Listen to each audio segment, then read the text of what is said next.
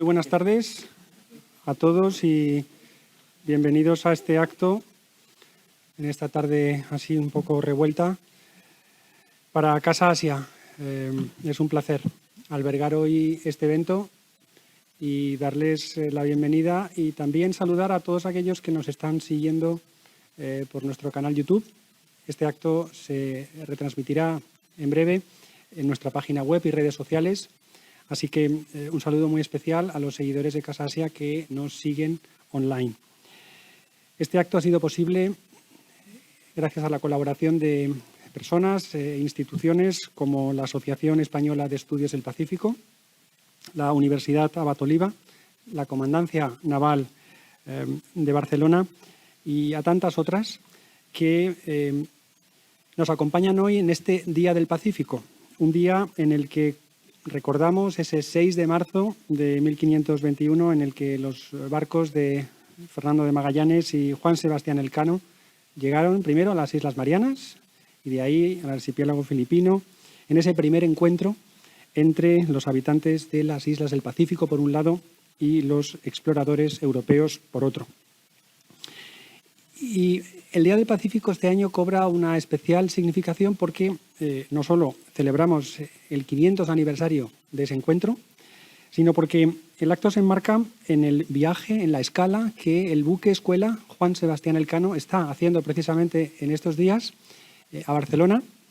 Su última visita fue hace 18 años, así que ya era hora de que el Elcano volviera a las costas catalanas, recalara en Barcelona, que es también su casa.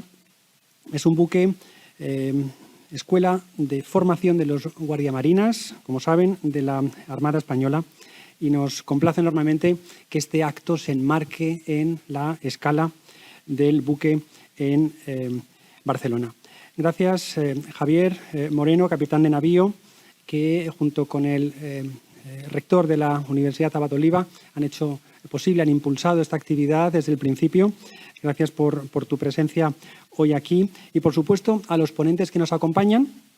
En primer lugar, el capitán de navío José Ramón Vallespín Gómez, que hará una presentación, ya la ven en sus pantallas, Abrazando el Mundo, 500 años de la primera circunnavegación, y, por supuesto, a dos profesoras queridas porque han colaborado con Casa Asia anteriormente, María Saavedra y Sandra Montón, con las que abriremos un debate moderado por Rafael Bueno, director de Política, Sociedad y Educación de Casa Asia, en torno a lo que supone en pleno siglo XXI, en este contexto convulso que vivimos, la llegada de los europeos y en particular de los españoles a territorio del Pacífico y al resto del continente asiático. No me quiero extender mucho más, solo destacar que en nuestra página web tienen a su disposición en formato online la versión digital de la exposición El viaje más largo, la primera vuelta al mundo, que ha sido posible gracias a la colaboración de la Agencia Española de Cooperación Internacional. Y, por último, una breve referencia a nuestros premios, los premios Casa Asia. Este año, en la categoría de Educación y Ciencia, hemos querido hacernos eco de esta efemérides del 500 aniversario y le hemos otorgado en esa categoría, la de Educación y Ciencia, al profesor Tomás Mazón, el premio Casa Asia de este año, por, entre otras contribuciones, su libro Elcano, Viaje a la Historia, y sobre todo por poner en marcha una página web, rutaelcano.com, que ha sido una de las más exitosas. Las visitas se han multiplicado, María lo sabe bien, y bueno, es una contribución desde el mundo no académico, popularizando una ruta de manera casi artesanal, porque ha seguido día a día la trayectoria que hicieron en su momento la tripulación de Fernando de Magallanes y Juan Sebastián Elcano.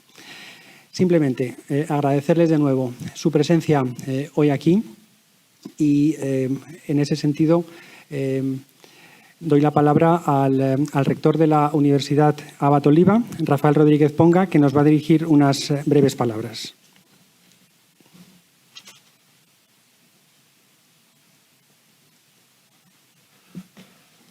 Muchísimas gracias. Buenas tardes, señor director general de Casa Asia, señoras y señores. Es una gran satisfacción estar aquí con ustedes en este día, en esta tarde, en el que se cumplen los 501 años de la llegada de la expedición de Magallanes y Elcano a las Islas Filipinas.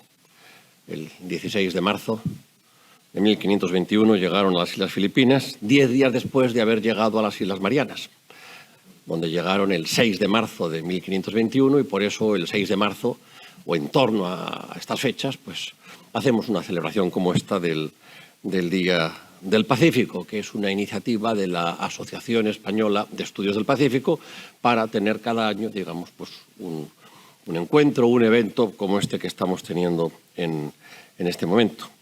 Hoy, además, tenemos la satisfacción y la fortuna de que este evento del Día del Pacífico en Casa Asia pues se celebre coincidiendo con la presencia en la ciudad de Barcelona del buque escuela Juan Sebastián Elcano, nada menos. Y además, pues con la presencia de tantas personas que representan a distintas instituciones y que participan aquí pues, de este evento cultural y, en cierto modo, también conmemorativo. Hace unos meses, en el mes de septiembre, tuvimos en la Universidad Abat Oliba CEU, aquí en Barcelona, un congreso en el que participaron varias de las personas aquí presentes, un congreso precisamente para estudiar los distintos aspectos de los 500 años de aquella expedición de Fernando de Magallanes y de Juan Sebastián Elcano que logró la primera vuelta al mundo. Pero siempre surge la pregunta, bueno, ¿y para qué estudiar tanto esos aspectos históricos, antropológicos, lingüísticos, culturales o geográficos o náuticos? Bueno, lo estudiamos con una perspectiva histórica, ciertamente, lo que pasó hace 500 años, pero lo estudiamos también con una perspectiva actual.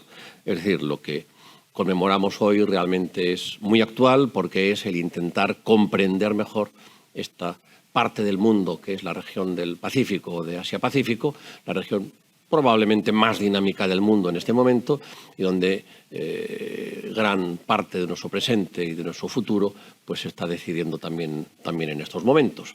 Así que termino estas palabras con mi felicitación y mi agradecimiento a Casa Asia, a su director general, a todo su equipo y a todos ustedes por su presencia. Muchas gracias, señoras y señores.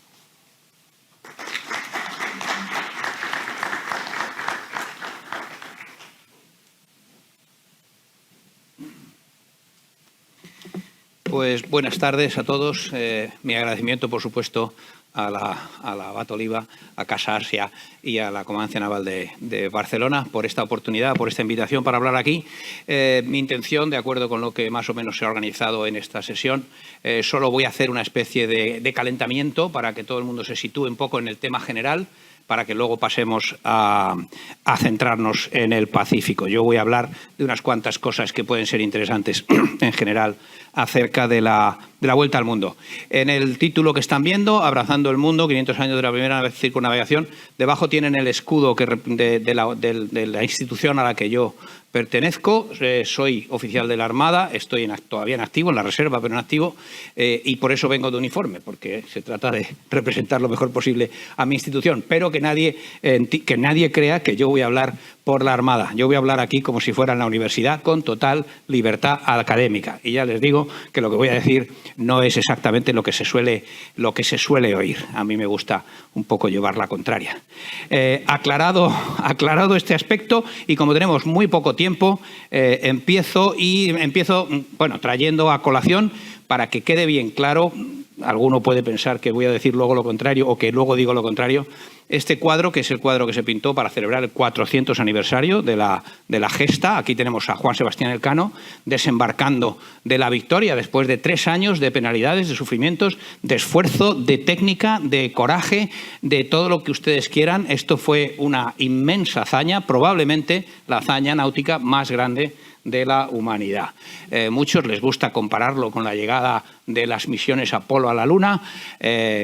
A mí me parece que esto fue bastante más. Esto fue un esfuerzo inmensamente mayor, con muchísimo más riesgo y con unas consecuencias, para mí, absolutamente más grandes. Pero este cuadro, sobre todo, tenemos una réplica en el Museo Naval de Madrid. Están invitados a acercarse a verlo. Refleja, sobre todo, uno de los aspectos que nunca debemos olvidar de la vuelta al mundo. Mucha gente habla de que el objetivo eran las especias. Definitivamente no. Las especias eran solo una de las formas de pagar la empresa. La empresa se trataba no solo de hacer comercio, establecer rutas comerciales, que por supuesto que sí, pero por encima de eso se trataba de ensanchar un reino. El reino de Castilla, hoy España, entonces también España, por supuesto, pero España era una realidad un poco más compleja que lo que hoy creemos que era.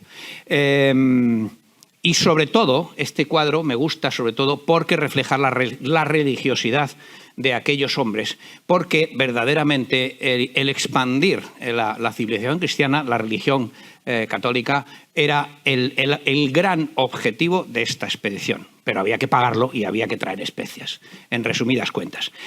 También traigo este cuadro porque tiene un pequeño defecto este cuadro. El pintor es un gran pintor, en Salaverría, un donostiarra, que le encargaron hacer un cuadro conmemorativo de la gesta y, bueno, pintó lo que ven ustedes: religiosidad, sufrimiento, agradecimiento, admiración de los que están a pie de barco recibiéndoles, pero tiene un pequeño defecto, y es que el pintor se había criado en San Sebastián y había visto lo que es un puerto de principios del siglo XX, el puerto de San Sebastián con sus muelles, etcétera, etcétera. Y pintó a la dotación de la Victoria desembarcando por una escalera de madera de un barco atracado a un muelle.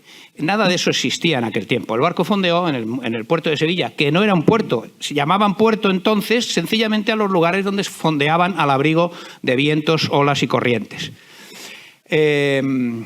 Y lo señalo no por maldad, no por señalar un error del pintor, sino porque desgraciadamente el error de interpretar el pasado con los parámetros del presente está sumamente extendido. Es el gran peligro del historiador, de no hacer el gran esfuerzo que hay que hacer, gran esfuerzo que nunca se puede hacer completo, por comprender en qué mundo se desarrolló los hechos que uno estudia.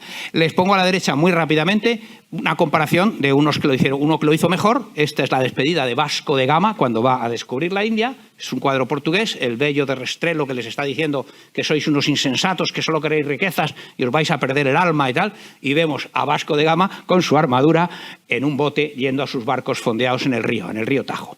Y bueno, tengo aquí también, me parece, una última imagen. Esta es una princesa inglesa desembarcando en Francia para ir a ser coronada como reina de Francia. Desembarca en un bote. En aquellos tiempos no tal. Entonces hay que hacer un esfuerzo siempre por ponerse al día. Esta es la imagen icónica de la Vuelta al Mundo. Es la primera imagen gráfica que se hizo de la Vuelta al Mundo, y ahí tenemos pintada a grosso modo la ruta que hizo Magallanes y después Elcano. Varias cosas a señalar. Descubre el Estrecho de Magallanes, por supuesto. Es la primera gran contribución de la expedición de Magallanes Elcano al conocimiento del mundo. Después tuvieron que cruzar el Pacífico 3 meses. En fin, mucha gente se admira de que aquello fue una cosa increíble. La realidad es que las navegaciones de esa dimensión estaban totalmente a la orden del día. No solo Vasco de Gama tardó 3 meses, los mismos meses, en ir desde Azores hasta el Cabo de Buena Esperanza, al sur de África, en el viaje primero en el que llegó a la India, 3 meses, los mismos que cruzar el Pacífico, y nadie le da ninguna importancia. Sino que también en la Vuelta al Mundo, cuando la San Antonio dicen que deserta, no deserta realmente, sencillamente abandona al capitán general por razones que ahora explicaré, cuando se vuelve desde el Estrecho de Magallanes hasta España, tarda 5 meses y nadie le da la más mínima importancia. Aquella gente estaba acostumbrada a hacer unas navegaciones enormes. Eso no quita ningún mérito a lo que descubrió. Descubrió el Pacífico, lo navegó, encontró la ruta que a veces la gente se cree que encontrar la ruta es encontrar un paso o dónde está el cabo tal. No, en aquellos tiempos encontrar la ruta era encontrar los vientos que le llevaban de un sitio a otro, porque si no escogían la ruta adecuada, los vientos los devolvían para atrás. Eso es verdaderamente una de las grandes partes de lo que quiere decir la palabra entonces descubrir. No era como hoy, he descubierto el wolframio, no. Era, descubre, vete allí, quítale el velo que cubre lo que está, no es que no sepamos que existe, sabemos que existe, y por eso pudieron ir a descubrir la especiería, que los portugueses ya la habían descubierto. Se trataba de aprender, llegar, establecer contacto, etcétera, etcétera. Bien, perdón, he dado el botón equivocado. Marco aquí el objetivo de la expedición. El objetivo de la expedición era la especiería, el maluco, que era como se llamaba entonces, y como los ingleses no saben decir maluco, hemos acabado todos diciendo islas Molucas. Las islas Molucas, como ven allí, las que están marcadas, están en el lado izquierdo del mapa. Ahora hablaré del Tratado de Tordesillas, pero ya señalo que el objetivo no era encontrar una ruta. El objetivo era llegar a las Molucas, demostrar que correspondían a Castilla y, por tanto, tomar posesión de ellas de la mejor manera posible, incluyendo someter amigablemente a los reyes de aquella zona, respetando su autoridad, a la autoridad del rey de Castilla. Bien, seguimos adelante. Es que me estoy equivocando de botón. Esto es lo que era España entonces. Ahí tienen marcado en diagonal Hispania. Hispania quiere decir España en latín. Es lo mismo, España. No, mucha gente dice, no, es que eso era otra cosa. No, España era lo mismo, Hispania era lo mismo que España, pero dicho en latín. Y ahí ven que España era todo lo que hoy llamamos, para mí tontamente, la península ibérica. En rojo tienen las leyendas esas que apenas se ven, pero se las leo yo. La de la izquierda es Portugal, la de la derecha, abajo, es Granada y la de arriba es Castilla. Eso eran los reinos de España. España estaba compuesta en la Edad Media de 5 reinos: Portugal, Castilla y León, Navarra, Aragón y Granada. Y eso es lo que se consideraban entonces, cuando se refieren a españoles en aquel tiempo, esos españoles incluían a los portugueses. Y esto lo digo porque en realidad hay mucha fama de que había una pelea. No había ninguna pelea. Se habían repartido el mundo, como explicaré ahora, Castilla y Portugal, y apenas tenían algún roce como podemos tener hoy con Olivenza, es la actual España, con Portugal, por más amigos que somos, pero oye, ellos portugueses dicen que Olivenza es suya y sin embargo está bajo autoridad española. Bien, insisto en que tengo que ir rápido. Otra vez me equivoco de dirección. Tratado de Tordesillas. Este es el mapa de Cantino, un portugués. Bueno, Cantino es un nombre italiano, pero el mapa lo pintó un portugués, y aquí tienen marcado el Viejo Mundo, la mayor parte del mapa en la parte de la derecha, y a partir de la raya azul, la raya azul es el Tratado de Tordesillas, que dividió el mundo en 2 partes, una parte para Castilla y otra parte para Portugal. Por eso están puestos los escudos de Portugal a la derecha y el escudo de Castilla a la izquierda. Como ven, el Caribe correspondió a Castilla. Esto es la primera, digamos, interpretación del Tratado de Tordesillas, que se hizo porque como Colón había descubierto las islas del Caribe, Portugal dijo, bueno, vamos a poner un tratado para que, vale, os las podéis quedar, pero Portugal se quedaba con la parte del león del mundo, que era el descubrimiento de toda África y de toda Asia. En este mapa todavía no aparecen las Molucas, porque cuando se pintó 1502 los portugueses todavía no habían descubierto las Molucas, no sabían que de ahí venía parte de la especiería. Había especias por todos lados. Y los portugueses iban buscando no solo especias, iban buscando oro, iban buscando sedas, iban buscando marfil, y todo eso lo encontraban en el sur de Asia. Es decir, que para los portugueses las especias no eran más que otro elemento con el que comerciar. Se estaban haciendo de oro en aquel tiempo y las especias eran una pequeña parte. ¿Por qué fueron tan importantes las especias en la vuelta al mundo? Porque como a Portugal le había correspondido en el reparto de Tordesillas la mayor parte del mundo, resultó que Castilla se quedaba casi con nada, porque el Caribe al principio no daba nada, hasta que se descubren las minas de Zacatecas y Potosí. América, lo que hoy llamamos América, a Castilla apenas le daba más que problemas. Había que traer a Colón cargado de cadenas y meterlo en una cárcel y todas esas cosas. Entonces, ¿qué es lo que pasó? Que unos portugueses se pasaron a Castilla cuando llegó Carlos I, cambio de dinastía, una dinastía que venía de Flandes, que era donde se comerciaban las especias y gran parte de las riquezas que traían los portugueses de Asia. Viene un rey de aquella tierra, se hace cargo del reino de Castilla y el reino de Aragón. En Italia le llaman el rey de España, en Alemania le llaman el rey de España, pero él decía, no soy el rey de España porque no soy el rey de Portugal. Entonces, claro, coloquialmente el rey de España, pues tuvo interés en esas Molucas, porque esa banda de portugueses, ese grupo de portugueses, Magallanes, Falero, los cartógrafos Reinel y Rivero, y sobre todo Cristóbal de Haro, burgalés, que se había pasado 20 años comerciando en Lisboa con las Indias portuguesas, le convencieron de que lo que he enseñado antes, que las Molucas caían en el lado castellano del reparto y por lo tanto le correspondían a él. Y como tenían especias, pues hombre, pues era una cosa interesante. El interés de España o de Castilla por la especiería decayó mucho a partir de los años 30 del siglo XVI, precisamente por lo que he dicho, porque ya empezó a empeñarse en lo que hoy es la América española, y perdió un poco de interés. Y por eso el Pacífico no se colonizó tanto como se colonizó América, porque empezaron a faltar las fuerzas. Se concentró en Filipinas,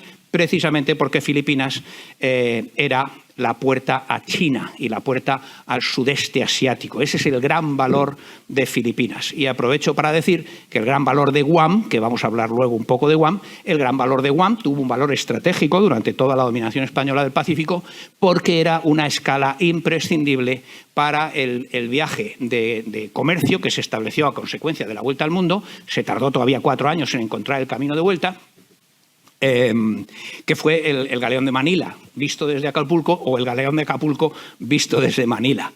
Hacía escala en Guam, era muy importante la escala porque después de 2-3 meses pues les venía muy bien, cruzaban el Pacífico sin hacer escalas, llegaban a Guam, igual que Magallanes, fue la primera escala que hizo cuando cruzó el Pacífico, y bueno, fue un enclave estratégico. No hizo falta defenderlo y es una de las razones pues, por la que no hay grandes vestigios, ¿no? Hay pequeñas construcciones, hay unas iglesias, pero no hizo falta porque nadie pasaba por allí nada más que los españoles. Y ya terminando, creo que tengo que terminar. Otra vez a ver, es que no...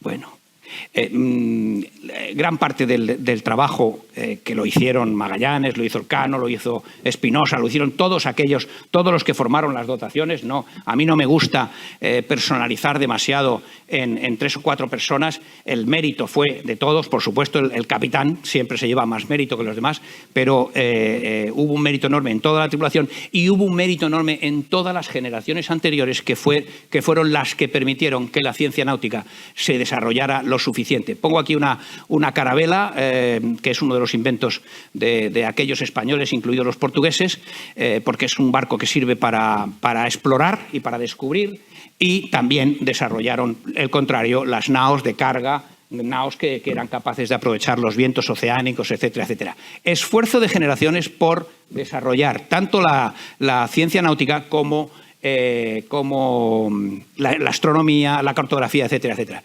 Y ya terminando, una de las ideas que a mí me gusta ahora explicar es la cuestión de que prácticamente todo el mundo hasta hace 2 días decía que la misión de la empresa era descubrir un paso por el oeste para llegar a las Molucas.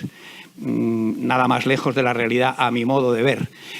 ¿Por qué lo decimos? ¿Por qué decimos que la misión era encontrar un paso? Porque eso es lo que hizo Magallanes. La realidad es que Magallanes, a mi modo de ver, tenía orden de ir por el camino más fácil.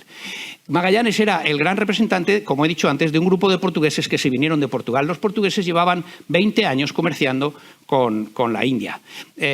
Cristóbal de Haro Burgalés sabía perfectamente todo eso porque había sido el que había armado muchas de esas expediciones. Es decir, que viene un grupo de portugueses aprovechando que viene un nuevo rey, Carlos I, que viene de Flandes, y entonces lo que hay es un cambio de tendencia. Es verdad que hasta entonces Castilla buscaba un paso para ir por el oeste. La realidad es que el camino, a ver si acierto ahora esta vez, el camino al Círculo Rojo, que es Molucas, en este mapa de Diego Rivero, que es posterior ya a la expedición en sí. A ver, ahí está. El camino amarillo, la flecha amarilla, señala la dirección que más o menos siguieron, es el camino hacia el oeste. La realidad es que esa es más larga que la verde. La verde es el camino, lo he puesto en verde porque es el camino que usaban los portugueses para ir a India. Y los portugueses habían llegado a Molucas cuando llegaron los castellanos. Entonces, ¿por qué quería ir por el camino largo si además era un camino desconocido?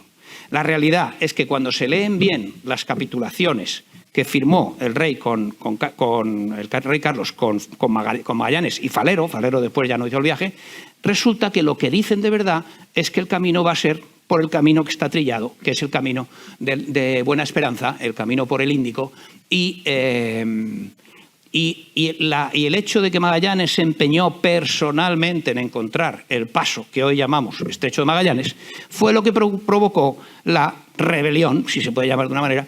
No fue una rebelión, fue una queja de los capitanes que le dijeron que no estás siguiendo las órdenes del rey, sigue las órdenes del rey. Por eso cuando llegaron a San Julián, que es ahí abajo en la punta sur de América, cuando llegaron a San Julián dijeron, no estás yendo por Buena Esperanza. Hasta ahí les había podido medio convencer, porque para llegar a Buena Esperanza desde España hay que pegarse a Brasil, a vela. Y entonces por eso los capitanes al principio dijeron, bueno, vale, vamos pegados a Brasil, pero hay que ir a Buena Esperanza. Y cuando ven que no, cuando ven que ya han entrado en la Patagonia y está perdiendo el tiempo y está gastando las vituallas, es cuando se alzan contra él. Él elimina el alzamiento a sangre y fuego, digamos, se mata o manda a matar a dos capitanes y al tercero lo deja desterrado, pues... claro, el relato de lo que pasó nos ha llegado francamente inclinado hacia, digamos, la postura de Magallanes. Pero los que volvieron de la San Antonio, que como he anticipado antes, volvieron desde el Estrecho de Magallanes, cuando llegaron a Sevilla, dijeron con toda claridad que la razón por la que se habían alzado los capitanes era porque el capitán general estaba desobedeciendo al rey, no estaba yendo por Buena Esperanza. Él consiguió superar el motín, consiguió encontrar el paso, consiguió cruzar el Pacífico y así nos trajo, de esta manera un poco, digamos, rebelde, nos trajo a la España de hoy y a la España de entonces, nos trajo el conocimiento del Pacífico y el establecimiento posterior de la ruta que luego le vino bien a Castilla, que era la de directamente desde las costas de Poniente de Nueva España e incluso del Perú, era como se estableció la conexión con Filipinas. Y repito, Filipinas, la gran importancia que tuvo fue servir de conexión con China y con el suroeste asiático. Y creo que con esto es mejor que lo deje aquí, porque no tenemos mucho tiempo. Muchas gracias por su atención.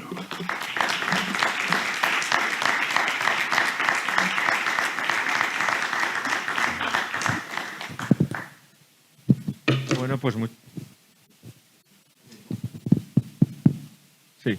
pues muchísimas gracias, comandante, por esta capacidad de síntesis, porque es difícil explicar todos estos conceptos en tan poco tiempo y de esta forma también tan clara y con estos mapas. Tenemos ahora casi media hora, un poco menos, para que haya preguntas del público, para entablar un debate con María Saavedra, con Sandra Montón y con el comandante. No sé si queréis empezar. ¿Tenéis algunas cosas ya preparadas para exponer? ¿Sí? ¿Empiezas, María? Yo tengo ya también algunas preguntas, porque preguntas seguro también estoy viendo al rector y al presidente de la Asociación Española de Estudios del Pacífico que se tomando notas, o sea, que preguntas habrá. Pues cuando quieras. ¿Se oye así? Vale. Voy a quitar la mascarilla, ¿no? Me la puedo quitar mientras hablo, director. Bueno, aparte de agradecer a todos los organizadores y a todos los asistentes que podamos estar aquí en un sitio tan bonito, la verdad es que me ha encantado, yo no conocía la sede de Casa Asia. Yo simplemente quería hacer alguna reflexión porque precisamente hace un año, cuando se cumplían los 500 años de la llegada de la expedición Magallanes-Elcano a la isla de Guam, estuvimos en Guam celebrando el 5º centenario.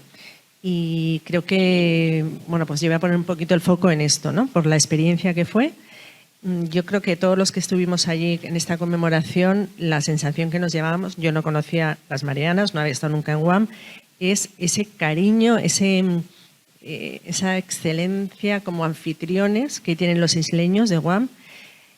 La gobernadora de Guam, Lourdes León Guerrero, que además ella presume que sus apellidos son de origen español, había invitado a Su Majestad, el rey Felipe VI, a participar en los eventos conmemorativos. Llegaba el buque escuela, como saben, el año pasado hizo la vuelta al mundo, pero sin poder tocar apenas tierra. Justo en Guam les dejaron una parte de la base estadounidense, de la base militar, para que pudieran tener un poquito de descanso, pero realmente fueron unas condiciones muy, muy duras. Y entonces, aprovechando que el buque escuela iba a estar en el 5º centenario, se había invitado a Su Majestad. Las circunstancias que todos conocemos, por el COVID no pudo ser así, pero el rey nombró una delegación suya para que asistiera a estos eventos. Una delegación de la Armada, el almirante Santiago Barber, el asesor de la GEMA para el 5º centenario, el capitán de navío Carlos Maté, y yo fui un poco colada por dirigir la cátedra que tenemos por convenio con la Armada, ¿no? La Cátedra Internacional CEO Elcano.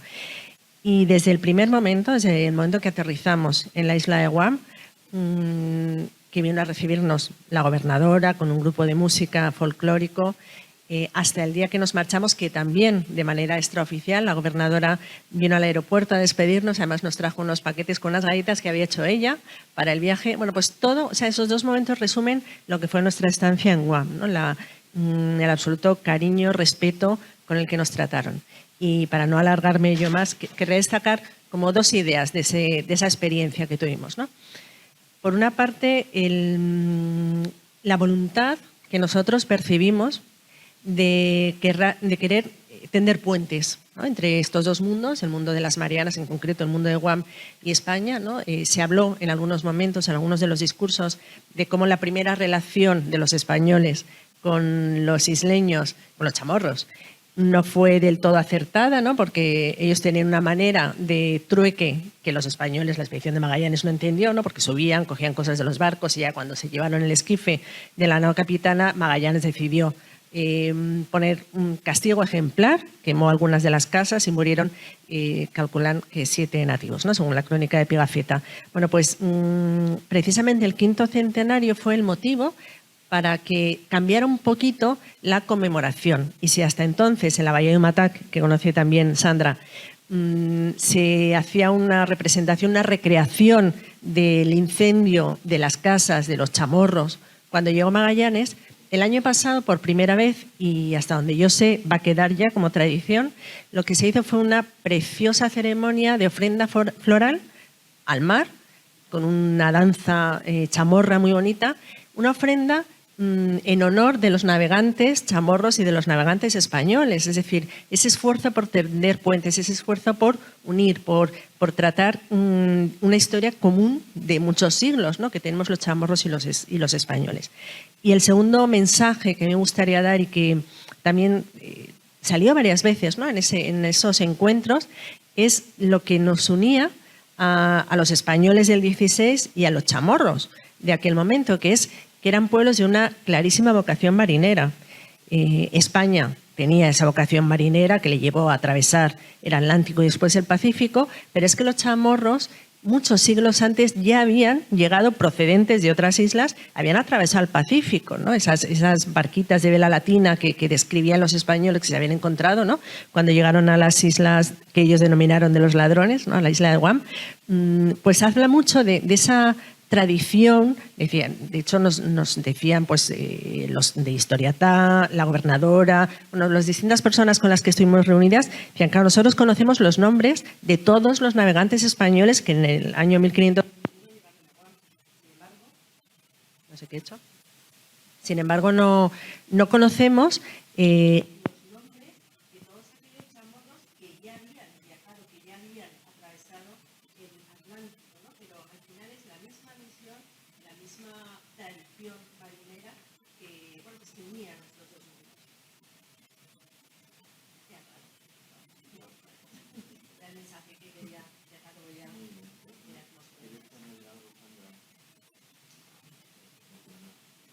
Buenas tardes a todo el mundo. Bueno, primero de todo tengo que agradecer a la organización y a Casa Asia por hospedar el evento y por invitarme a debatir sobre el Pacífico y Guam, sobre todo a través del proyecto Averigua, que es como yo me introduje y de hecho me estoy introduciendo todavía en esta pequeña parte del mundo, pequeña parte pero tan significativa, compleja e interesante. Para quienes no lo sepan, Guam es hoy un territorio no incorporado de los Estados Unidos y el moto de Guam es Where America's Day Begin, donde empieza el Día de los Estados Unidos, que si queréis después podemos retomar, ¿no?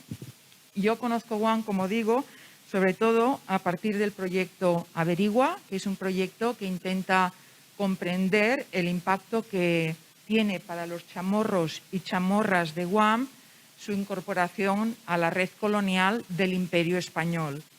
Es un proyecto interinstitucional, participan universidades españolas, universidades de Guam, universidades de Hawái y también instituciones de patrimonio histórico-arqueológico de Guam. Y como digo, nosotros intentamos comprender el impacto en la población local. Nuestra perspectiva es una perspectiva local y por ello ponemos el acento en conocer, en comprender mejor las sociedades late, que son las sociedades que habitaban Marianas antes de la colonia. Son esas sociedades que recibieron pues, a la primera circunnavegación del mundo y la aprovisionaron para que pudieran continuar su viaje. Son esas sociedades que recibieron a las expediciones que llegaron después, sobre todo a las que llegaron asiduamente a partir de 1565, ¿no? Cuando se instauró la ruta del Galeón de Manila, y pues Guam era una parada de aprovisionamiento en el viaje que se hacía de Acapulco a Cavite, y también fueron las que recibieron a la misión jesuita, ¿no? Que inicia la colonización permanente a partir de 1668. Nosotros, pues como digo, estamos intentando comprender el impacto que tiene en la vida diaria, y para eso lo que hacemos pues, es concentrarnos precisamente en el estudio de la vida diaria, a partir de un concepto, de una propuesta, que es la propuesta de las actividades de mantenimiento, que engloban una serie de actividades pues, cotidianas, rutinarias, no especializadas, pero que son estructurales y fundamentales para la supervivencia de cualquier grupo humano. Me refiero a esas actividades que precisamente el COVID ha destacado como tan fundamentales, ¿no? Son pues, la cocina, la socialización infantil, el acondicionamiento de los espacios de vida, una serie de actividades que están atravesadas todas ellas por las prácticas de cuidado, cuidado de la comunidad y cuidado del otro, y que nosotros estamos investigando también pues a partir de la realización de diferentes tesis doctorales. Hemos realizado ya 2 tesis centradas sobre todo en la colonización a través de la alimentación, la primera, y de la sexualidad, la segunda, pero ahora se están realizando 7 tesis doctorales más sobre todos estos aspectos.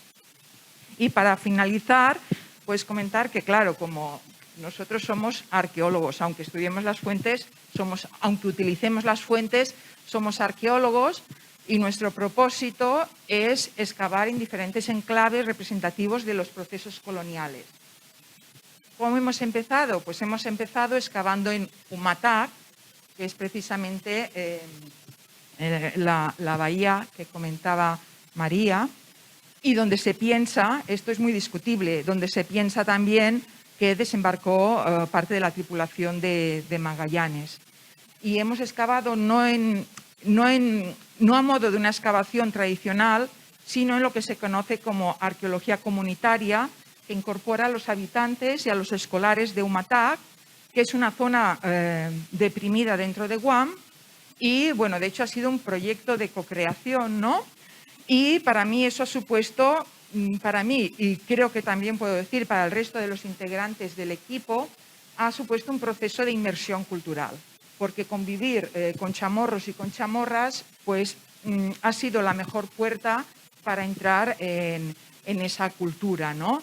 He dicho para finalizar, pero no es del todo cierto, porque dejadme que añada una cosa. Nosotros escribimos averigua con B, y no es ninguna falta de ortografía. Averigua con B significa investiga en chamorro, y es un guiño que queremos hacer a ese acercamiento mutuo entre España y Marianas, entre España y Guam, que es uno de nuestros propósitos desde que iniciamos el proyecto. Muchas gracias. Muchas gracias. No hay nada como estar apasionado por lo que uno hace. Esto es una suerte en estos tiempos. Si no recuerdo mal, en septiembre de 1522 llegaba Elcano con el resto de la tripulación, ¿no?, a Sevilla. Nosotros desde Casa Asia llevamos varios años, bueno, con esta conmemoración, haciendo ciclos de conferencias, como comentaba nuestro director general, con el premio Casa Asia Tomás Mazón. ¿Qué podemos hacer para que no...? Porque el riesgo que a lo mejor corremos es que esta llama que está encendida ahora se apague una vez que pase este centenario. ¿Qué habría que hacer para seguir hablando de de esta gesta y para seguir hablando de todo esto que nos une, como explicaba Sandra también ahora. Es un poco mi pregunta también a lo mejor al resto, ¿no? ¿Qué podemos hacer como sociedad, a lo mejor como institución, para que esta llama no se consuma, que suele ser algo habitual, ¿no? Pues que cuando hay una conmemoración se pone mucho esfuerzo, mucho énfasis en esa conmemoración y luego se acaba hasta la siguiente. ¿Qué podríamos hacer? Para todos.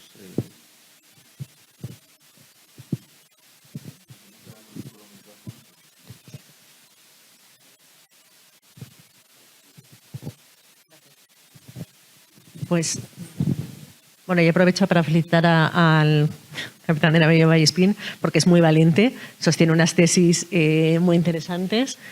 Y en cuanto a lo que preguntabas, Rafael, yo creo que el hecho de la conmemoración ya se en sí un paso grande, porque la isla de Guam, las Marianas en general, pienso que para muchos era absolutamente desconocido.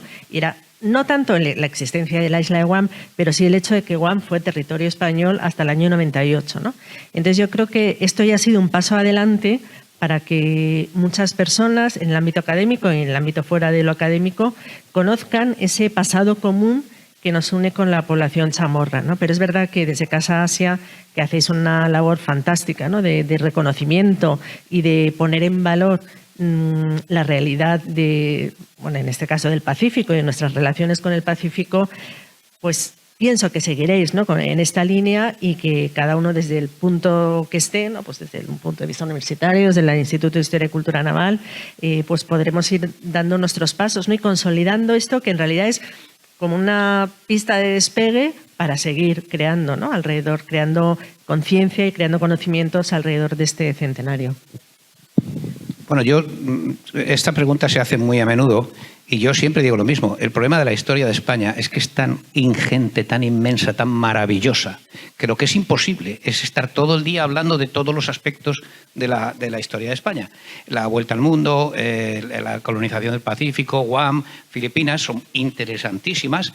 Y bueno, están en los libros, o sea, quiero decir, lo hemos celebrado ahora que era un momento oportuno. Yo creo que se hacen cosas, pero insisto, es que la tarea es tan ingente, tendríamos que estar recordando tantísimas cosas. La Escuela de Salamanca, que es de aquella época. La Escuela de Salamanca es una cosa absolutamente fantástica, es la cuna de los derechos humanos. El cristianismo era la democracia de hoy. En aquel tiempo era la ley que decía todos somos iguales. Es lo mismo que la democracia de hoy. Y España fue capitana de esa evangelización del mundo. Es que es impresionante lo que hay que hacer. Y entonces, para quitarle un poquito de hierro, voy a contar una pequeña anécdota. Hombre, la Armada navega con el Elcano, que está aquí hoy, navega por todos los mares llevando el nombre del Elcano por delante. Pero lo que tenemos que confesar es que fue un poco casualidad, porque el barco escuela se iba a llamar Minerva. Y si se llama Elcano es porque se empeñó un vasco, el constructor Echevarrieta, que dijo, hombre, pónganle el nombre del Elcano al barco porque Elcano era de mi pueblo. Es decir, esa pequeña pulsión de que quiero que a los de mi pueblo se les reconozca. Porque hasta entonces es verdad que se puede decir que Magallanes tenía más reconocimiento por parte de España que Elcano. Pero bueno, dicho esta anécdota de que tal, el caso es que, bueno, esfuerzos se hacen. Y si acaso, para terminar, donde hay que incidir es en la enseñanza, en las escuelas. Esto es una responsabilidad del Ministerio de Cultura.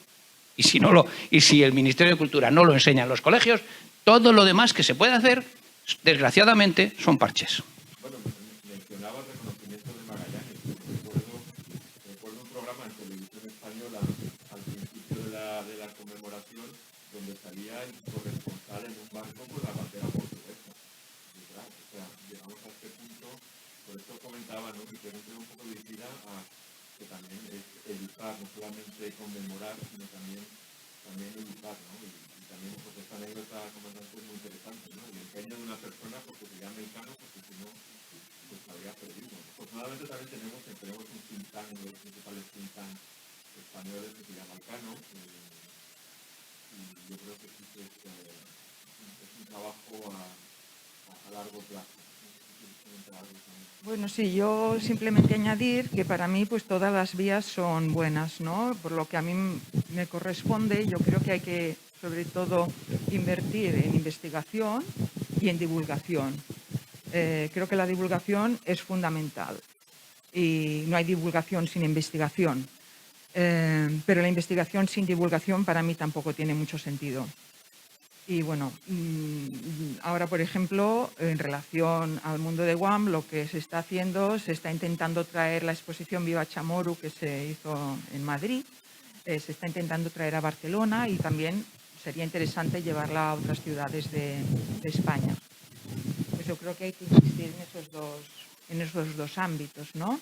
Porque también quería decir que sobre todo hay que incidir aquí, porque yo creo que en Guam tienen mucho más claro la conexión con España. De hecho, aquí la mayoría de la gente no sabe qué son las Marianas o ni siquiera sabe que Guam existe. Y eso tiene unas causas de por qué no lo saben. Bueno, es un drama un poco generalizado porque pasa igual con Huila y Clavijo y Samarcanda. Te vas a Uzbekistán o Samarcanda y todo el mundo conoce a Huila y Clavijo y aquí es más complicado. Ay, perdón. Yo no sé si como vamos ya un poco justos de tiempo, yo ya abriría casi a las preguntas del público, si tienen alguna pregunta, algún comentario. Le estoy mirando al rector. No sé, a ver si solo tenemos este micrófono. Bueno, lo voy a acercar yo.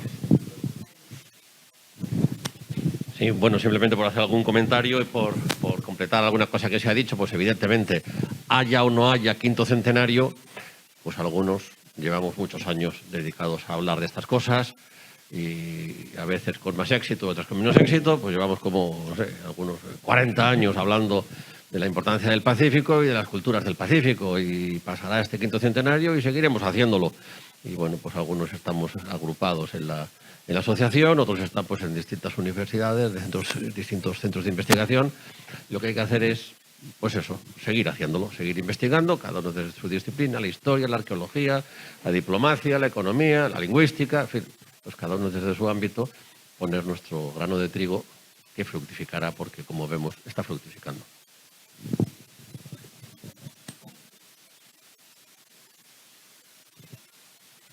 Sí, no sé si hay algún otro comentario. Con respecto a Guam, bueno, tú mencionabas, Sandra, ¿no?, que ellos están más, tienen quizá un mayor conocimiento, ¿no?, del que tenemos aquí. También, pues un poco, ¿qué se podría hacer para recuperar, incrementar las relaciones con Guam? ¿Qué podríamos hacer a nivel institucional, a lo mejor a nivel universitario, pues más acuerdos, más intercambio de estudiantes, pero a nivel a lo mejor más institucional, o qué requerirían las universidades o el mundo académico para poder incrementar este vínculo con el Pacífico tan importante y que en cierta forma aquí hemos perdido? ¿Qué os haría falta a lo mejor? Un poco, ya que estas charlas luego se retransmitirá por YouTube, pues que quede un poco también reflejado, ¿no?, esta demanda. Pues como me lo pones en bandeja, ¿no?, pues lo que hace falta son fondos para poder seguir investigando. Porque ahora investigamos un poco. Antes no he dicho que el proyecto tiene sobre todo financiación española del Instituto del Patrimonio Cultural de España y de la Fundación Palar, pero son fondos que si fueran más cuantiosos podrían hacerse más cosas, ¿no? Y después todo en las universidades todo queda un poco pues a la buena voluntad de los investigadores y las investigadoras, ¿no? Pues si hay investigadores, se pueden trazar esos puentes. Si no, pues no. Pero es que yo veo un poco difícil que sea de otra manera, a no ser que hubiera programas institucionales, cátedras, etcétera, etcétera, que incidiesen en ese aspecto, ¿no? María, no sé si... Muchas gracias.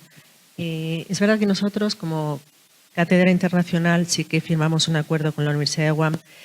Y la idea es, aparte de intercambio de profesores y alumnos, más allá de trasladarnos, que como sabe Sandra, lo de llegar a Guam es toda una aventura, ¿no? Pero para compartir en estos cursos que hacemos ahora vía online, ¿no?, que el COVID al final nos ha enseñado, ¿no?, a que a veces no es tan necesaria la presencialidad, para compartir. Ellos son muy, antes lo decía, ¿no?, pero tienen mucho empeño por estudiar y promover su navegación tradicional. Tienen escuelas de navegación tradicional. Entonces nosotros, una parte de los acuerdos que hemos firmado con ellos es precisamente que tengamos para nuestros estudiantes algunas sesiones online impartidas por los expertos de allí de navegación tradicional, que creo que es una cosa muy interesante y muy poquito conocida. Entonces, es lo que decía Sandra y lo que señalamos todos, pues al final son pequeñas acciones, pero que hacen que no caiga totalmente en el olvido, ¿no? ¿Algún comentario del público? Sí, Javier. También lo que hemos percibido en Casa Asia, y por eso vamos a elaborar una guía de la oferta de estudios en lenguas orientales, es que no hay expertos que hablen las lenguas de ese continente. Es que cuando uno se dice experto, no solo debe dominar el tema, también la lengua, porque dominando la lengua tienes acceso a fuentes originales. Y eso es importante, ¿no? Entonces, junto con esa sensibilización de la temática, de la llegada de España por vez primera al Pacífico, de la circunnavegación, que es una gesta de la que debemos sentirnos orgullosos, hace falta acompañarla de políticas que nos acerquen a la realidad lingüística. Aquí el rector, pues experto en esa temática, tendrá más criterio, pero realmente sorprende, yo que he estado en algunos países asiáticos, pues que haya departamentos de español tan potentes, en Tailandia, China, Corea del Sur, Japón, y que aquí el dominio de lenguas orientales, sobre todo las minoritarias, sea tan escaso, ¿no? El tagalo, aquí no se habla. Vamos, es que ni se conoce. El chamorro ya, bueno. Pero bueno, en fin, sensibilizar sobre la temática, porque realmente el quinto centenario yo estoy de acuerdo en que ha puesto, digamos, a Elcano sobre el mapa y la gesta. Los españoles han visto la envergadura de esa expedición, pero eso debe ir acompañado de más políticas y la lingüística es importante. Entonces, en ese esfuerzo vamos a poner nuestra pequeña semilla elaborando una guía sobre qué instituciones ofrecen ahora estudios asiáticos, en lenguas orientales. Así que ese es un punto que sí que nos ha parecido oportuno comentar. Pero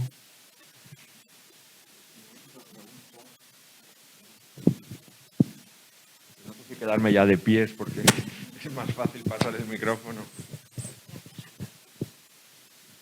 Buenas tardes. Bueno, muchísimas gracias a todos los ponentes. La verdad es que ha sido una charla muy bonita, además de interesante, yo diría que muy bonita.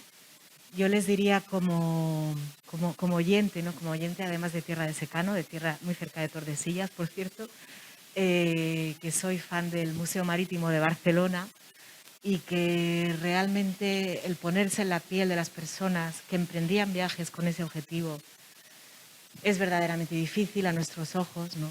En nuestra actualidad tan fácil de Ryanair y de cruceros de ocio.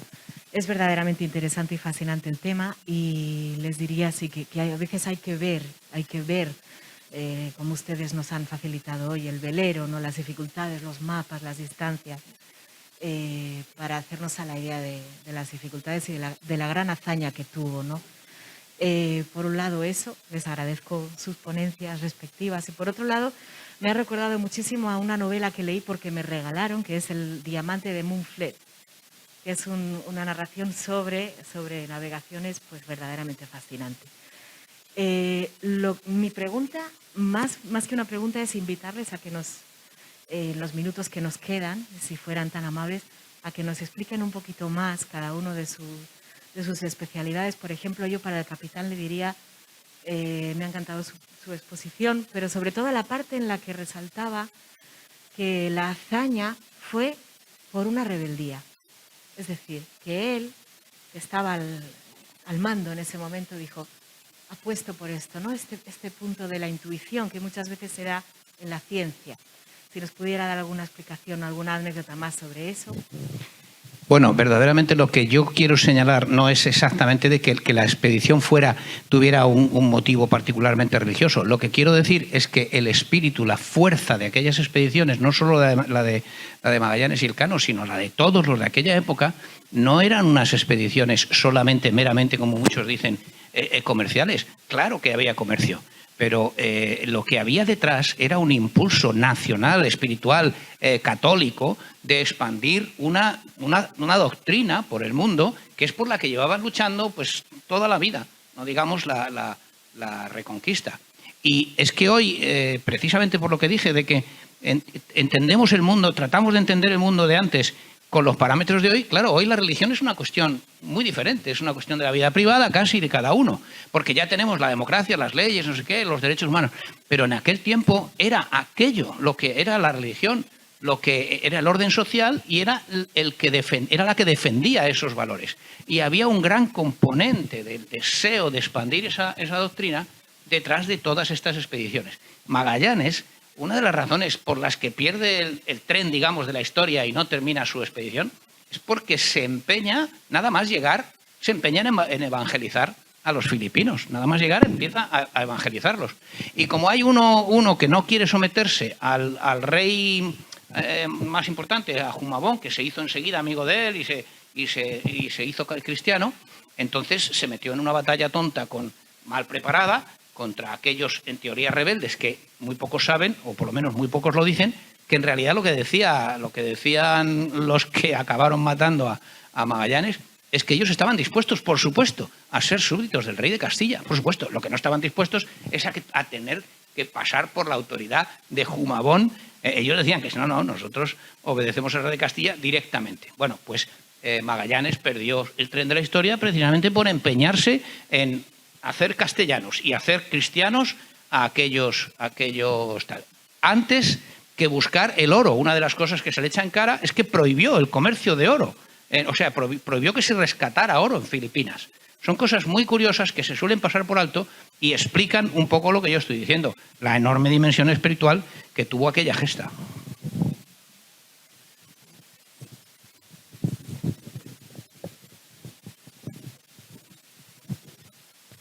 Muchas gracias, María. Nada más, por mi parte, la agenda del Juan Sebastián Elcano me llama y me arrolla. Soy el comandante naval. Quería agradecer especialmente a la Casa Asia el haber arropado la escala del Juan Sebastián Elcano. Lo tenéis a vuestra disposición, hoy mejor que nunca, y todos estos días hasta el domingo a las 9 lo tenéis en el Barcelona Norte, atracado a pie del World Trade Center.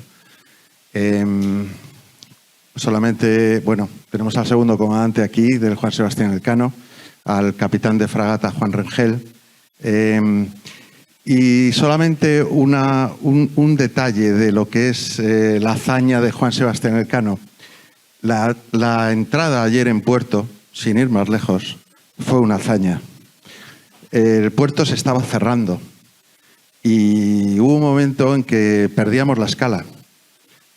Hemos trabajado, y Javier lo sabe, muy duro durante 4 o 5 meses para que Barcelona disfrute del Juan Sebastián Elcano, del regalo de traer el Juan Sebastián Elcano aquí, y que la dotación disfrute del regalo de esta ciudad que es Barcelona. Pero la mar es la mar y nunca hay que olvidarse. Y por poquito la mar nos demuestra que las hazañas son siempre complicadas. Gracias a la profesionalidad de la dotación, del comandante, del segundo comandante y del práctico Tomás Navarro, entró a punto de cerrarse el puerto. Nada más. Muchísimas gracias, Javier. Me llevo el segundo porque tenemos que estar allí. Y gracias, José Ramón, María y todos los participantes. Me ha sabido a poco esto. Tenemos que seguir. Muchas gracias.